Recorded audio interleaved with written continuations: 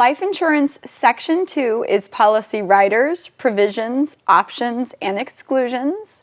This section is quite an emphasis on your test. You will want to do very well here. So it's even more important than types of policies, and it's not as hard, I don't think. So we'll see how you feel.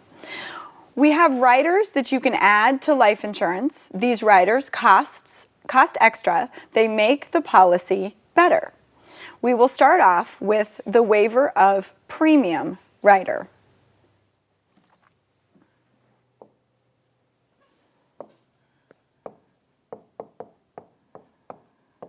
So this is a rider that we're adding to a life insurance policy. So we pay extra.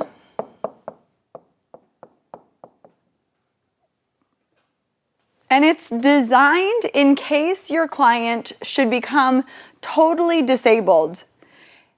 Thus, they have no money coming in to pay their life insurance premiums.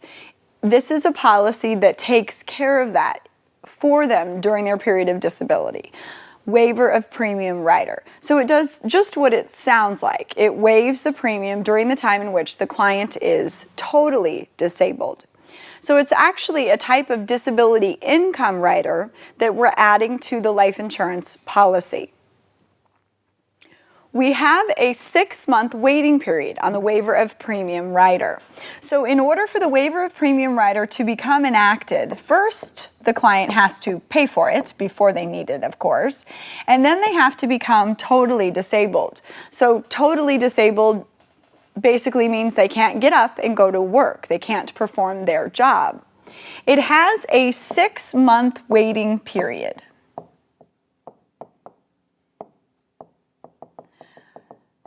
So once you are totally disabled, for the first 6 months, you pay the premium.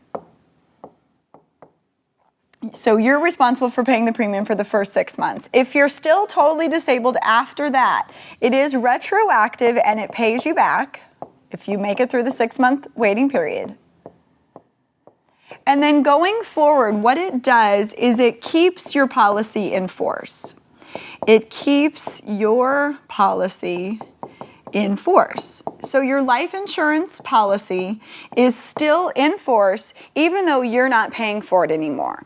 The premium has been waived until you get better or for however long you're totally disabled for.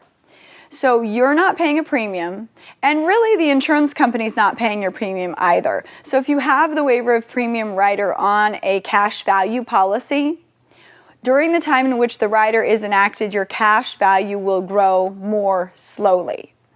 So you still have your full face amount of protection when the waiver of premium rider is enacted, but you don't have any credit to your cash value account, if you will. The insurance company's not going to be doing that for you. So waiver of premium rider, it's a rider you add on life insurance that you own on yourself. 6-month waiting period. This rider generally, when you add it to life insurance, it needs to become enacted before a certain age. It's common that when you have life insurance, you have a waiver of premium rider, and if it's not enacted by age 60, it goes away. The idea being, statistically, you're more likely to become totally disabled, fall off the ladder while changing the fire alarm battery. My mom told me she was on the top of a ladder the other day, and she is way too old to be doing that.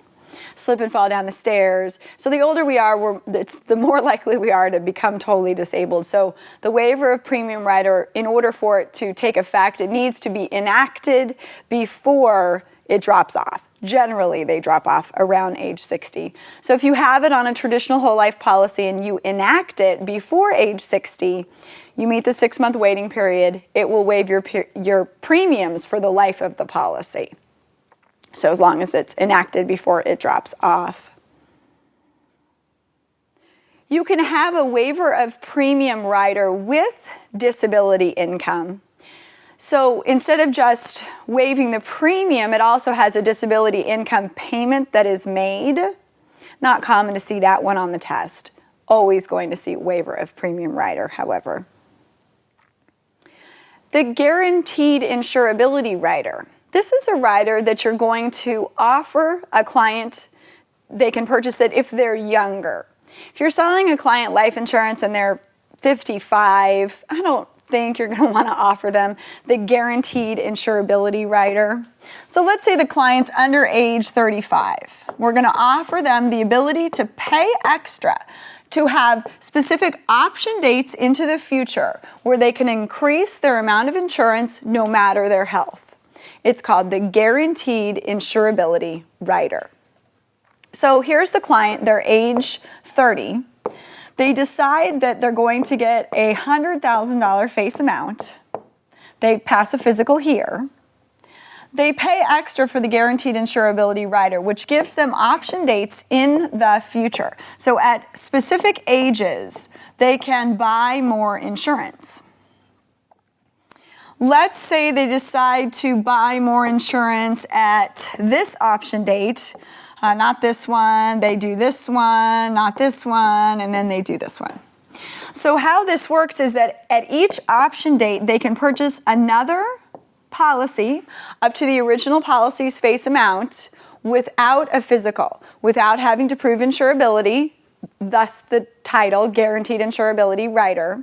So that's why we're paying extra for this rider. The premium for this policy is based upon being age 32. So the current or the attained age at the time. So if you don't get this one at 35 and now you're 36, you can't get the one that you skipped. So if you skip an option, you lose it. You get another one you decide at age 41, another $100,000 policy. 45 you skip, 50 you get another one. So the most expensive of these is the one that you purchase when you're oldest. No matter your health, however, these are additional dates in the future where you can buy more life insurance no matter your physical condition. So it's a really popular rider that younger clients will be given the option to purchase. The pay or benefit rider. Waiver of premium was a rider that you added to a policy owned on yourself.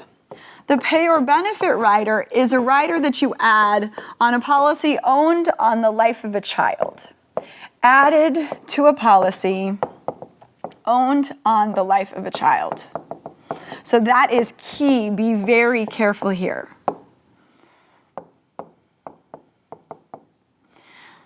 So you have a policy on your child. Let's say there's a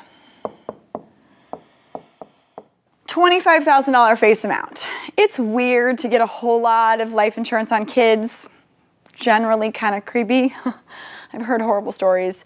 So you're not getting $1 million worth of insurance for your kids, although I suppose, in certain situations people might get more. But it's generally a death benefit it's a funeral benefit kind of a policy.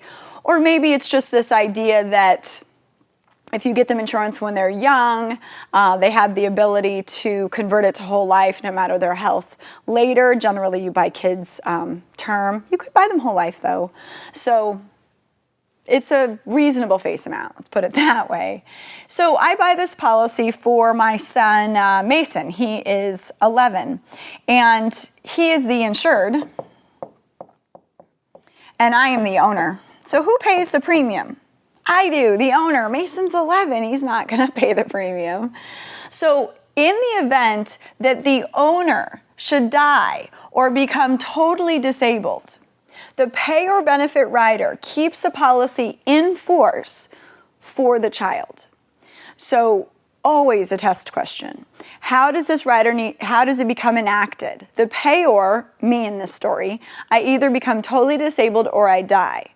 Mason's policy will be kept in force even though he's not responsible for paying for it and I'm not paying for it anymore because I'm not able to, until he reaches either age 18 or 21. It depends upon the age of majority in your state. So that part's not a question. It's just what is it designed to do? Keep a policy in force on the life of a child in the event that the payor should die or become totally disabled. Then when Mason turns 18, if he chooses to keep the policy in force and pay the premiums, it's up to him. It's his policy now. He's an adult. He can make his own decisions. So always a question. The accidental death benefit rider, AD&D rider. So it's a type of a health insurance rider that we add to life insurance. This rider, just like all of the ones we're doing, costs extra. This one is associated with what we call multiple indemnity. So to indemnify is to pay. So it's designed to pay multiple indemnity if your client should die in an accident. So multiple indemnity. So for example, the client is buying a $100,000 face amount and they purchase the AD&D rider, and it's designed to pay triple indemnity. So it's designed to pay $300,000 if the person should die in an accident, accidental death and dismemberment. So if they should die in an accident. So be careful here. So the client has a $100,000 face amount, triple indemnity. They get cancer and die. How much is paid? $100,000. So we still have life insurance. What if they're jogging around the park, $100,000 policy, triple indemnity, have a heart attack and die? How much is paid? Still $100,000. So be very careful. A heart attack, it feels like an accident, but it's a natural cause. What if this time they're riding their bicycle and they get hit by a car? Now it's going to pay $300,000. That's the triple indemnity because they died in an accident. So just be really careful on the question. Face amount is paid no matter how they died, but not the multiple indemnity unless they die in an accident. And they're trying to trick you. I think sometimes some of the questions really are you paying attention? Did you read the question? So slow down, you're not in any rush. You just want to read the question carefully so that you can take and pass this test the first time. Now, it's also true that with this rider, the person has to die from the accident within 90 days of the date of the accident. So that's a rule that's important. It's kind of sad. So it's this idea that the person has to die within 90 days of the accident in order for the multiple indemnity, the double or triple, as the case may be, to pay. Double or triple has to die within 90 days of the date of the accident. So if they die 6 months later, face amount only. If they die right away or within 90 days, then the double or triple indemnity will pay. So that's a really inexpensive way to increase the face amount. We all fear we're going to die in an accident, although we're probably just going to get old. So it's a nice, easy thing to do to increase the protection in case your client was to die in an accident. It's also true that because it's this health insurance rider, AD&D policies themselves do pay what's called a stated amount if you're blinded in an accident.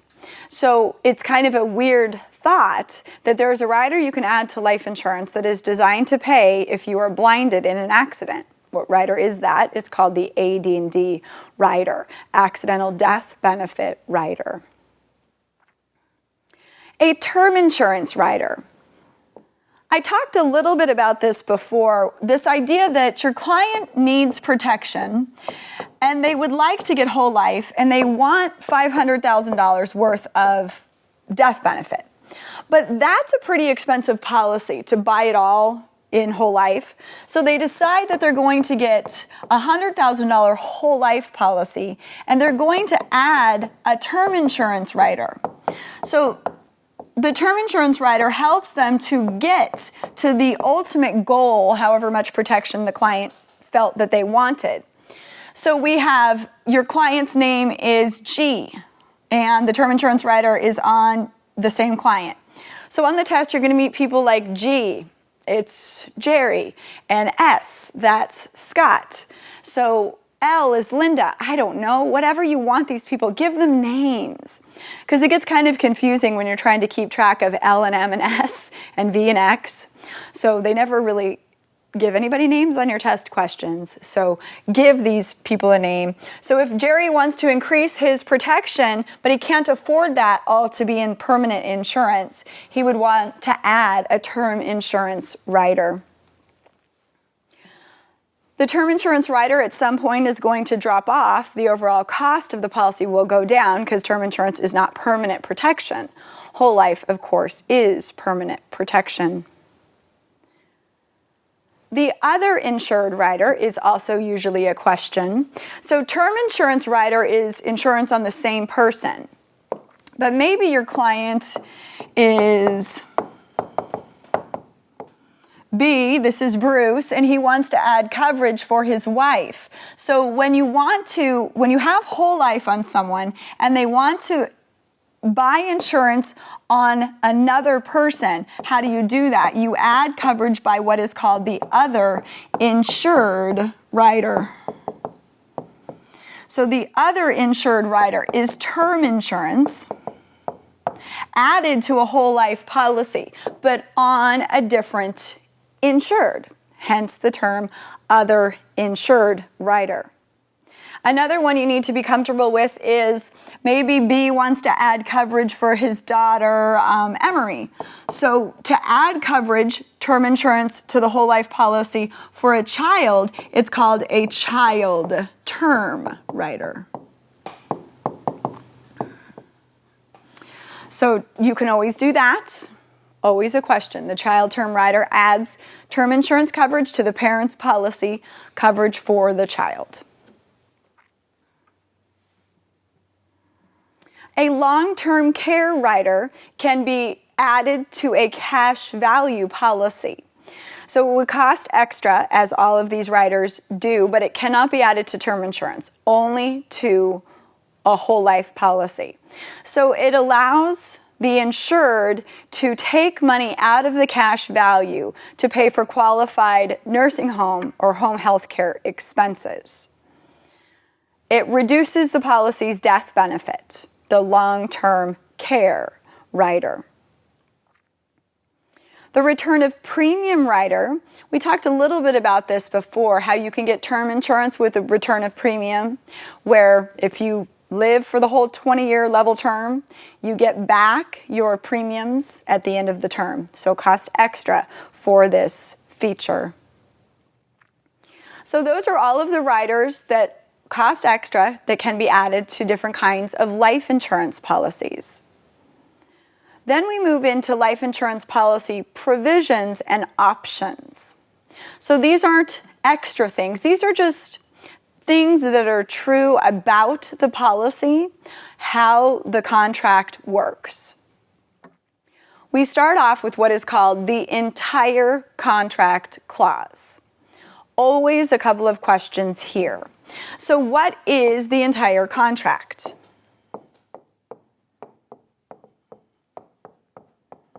The entire contract is the insurance policy plus the application, if attached. If attached. Literally attached. So what generally happens is the insurance company scans the application in, and then when you deliver the policy to a client, the application is found at the back of the policy. So why this is so important is anytime the insurance company wants to contest a claim, what they can use in court is defined by the entire contract clause. So if the client lies on their application for insurance, but the application is not attached to the policy, then it's not admissible in a court of law. So the entire contract clause defines what is admissible in a court of law. The entire contract is. It is the policy plus the application, if attached. So generally speaking, it's going to be attached or somebody's going to get in really big trouble. The entire contract clause helps to protect the insured from having the insurance company make changes to the policy to which the insured, the client, is unaware. So the insurance company issues the policy. They can't go change it later on. There'd have to be mutual consent of the parties to make any sort of a policy change after issuance. So maybe you have whole life on yourself and you had a child and you want to add a child term rider. You and the insurance company have to agree to it. Changes made to a contract are not valid unless they're approved by the insurance company, by an insurance company officer, they'll sometimes say.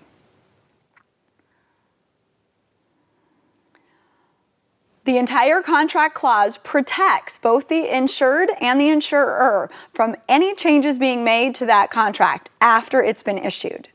The only way we can make a change is if both parties agree to it.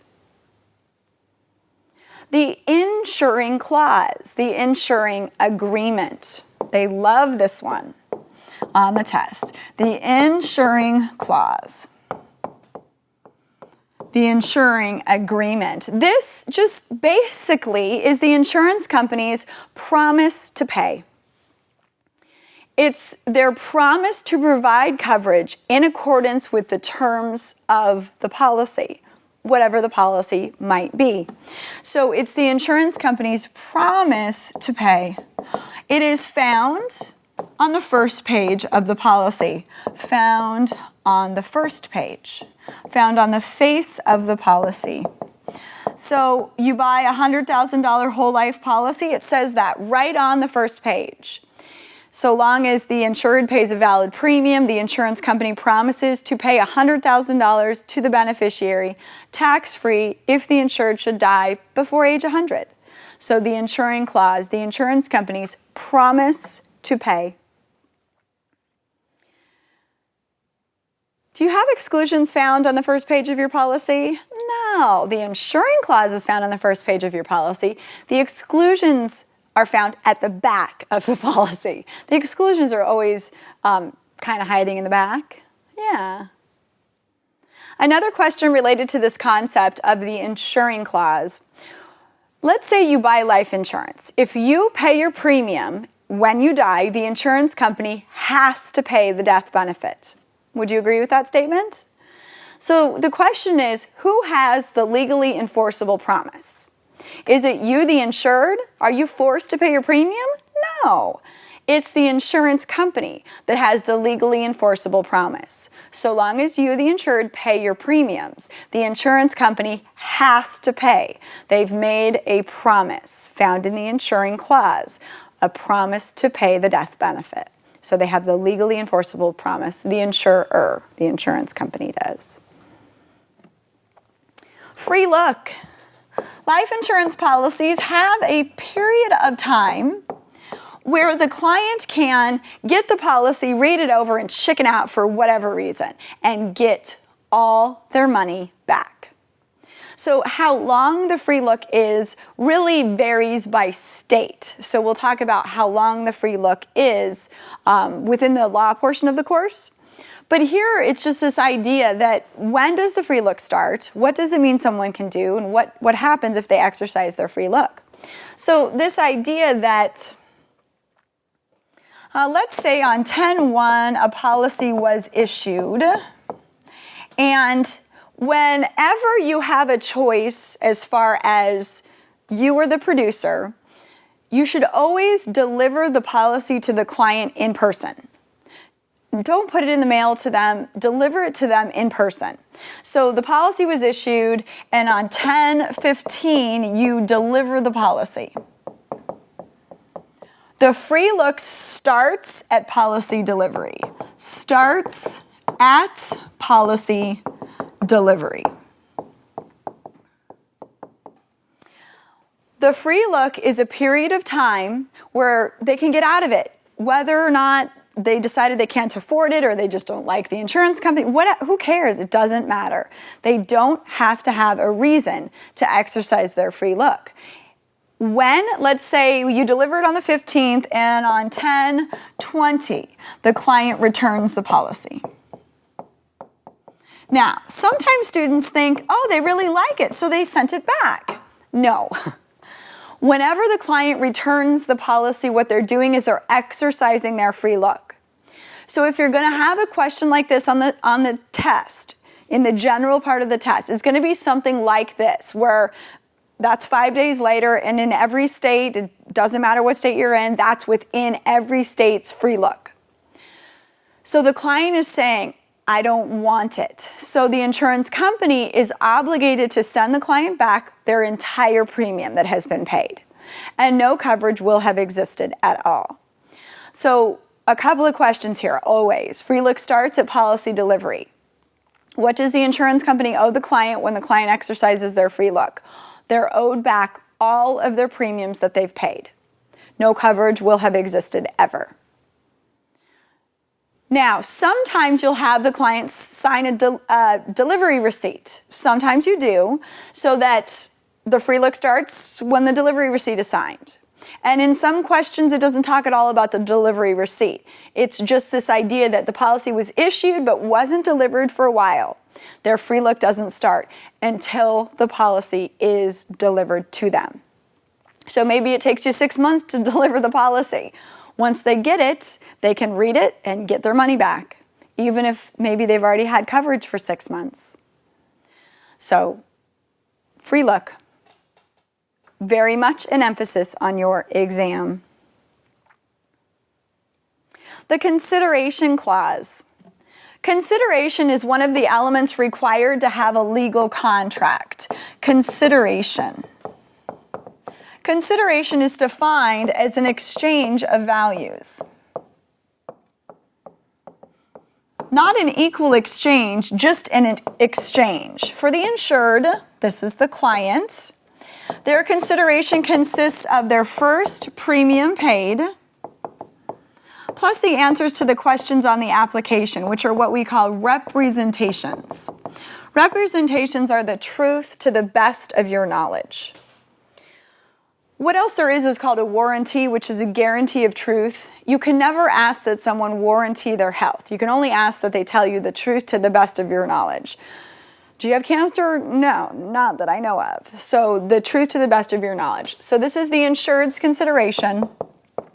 The insurer, in exchange for the first premium and the representations, promises to provide coverage in return. So it might be that you pay one premium and you die 6 months later and the insurance company has to pay $100,000. So an exchange of value, not equal. It might be you pay into a 20-year level term for 20 years and you never die and have nothing to show for it. Still an exchange. Consideration. So if you pay your first premium check and then the check bounces, will you ever have coverage? No, because you have not fulfilled what important clause? Consideration. So your first premium payment, your answers to the questions on the application, you as the insured sign the application. That's all part of what we call consideration.